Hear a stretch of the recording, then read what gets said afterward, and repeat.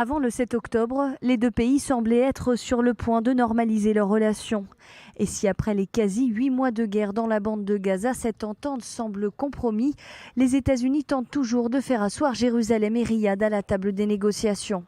Anthony Blinken en est persuadé, Israël et l'Arabie saoudite peuvent encore normaliser leurs relations et la balle serait même bientôt dans le camp d'Israël selon lui. Je le pense et je dois tout d'abord saluer le travail que vous avez accompli sur ce sujet pendant de très nombreux mois pour aider à faire avancer ce projet. Et je pense que nous sommes à un point où les accords nécessaires entre les États-Unis et l'Arabie saoudite sont tout à fait à notre portée. Et bien sûr, nous soumettrons tout cela au Congrès, mais la question sera alors de savoir si ces accords peuvent être conclus, mais cela nécessitera qu'encore qu'Israël fasse certaines choses pour continuer. Mais normaliser ses relations avec Israël a un prix, un cessez-le-feu à Gaza et la création d'un État palestinien. Pour l'Arabie saoudite, cela semble être les conditions sine qua non. Et Anthony Blinken l'avoue, pas sûr qu'Israël accepte les conditions imposées par Riyad. Les Saoudiens exigent une accalmie à Gaza et une voie vers un État palestinien. Il se pourrait bien qu'Israël ne soit pas en mesure ou désireux de s'engager dans cette voie.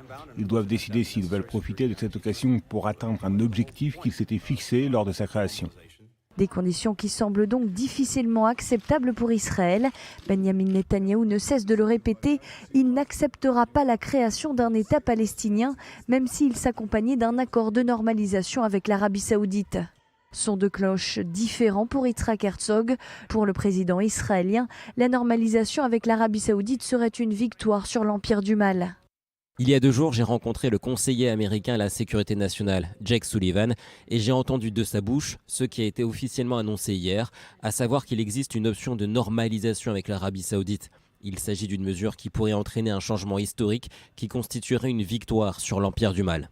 Le chemin semble donc être encore long avant de voir réellement l'Arabie saoudite et Israël normaliser leurs relations.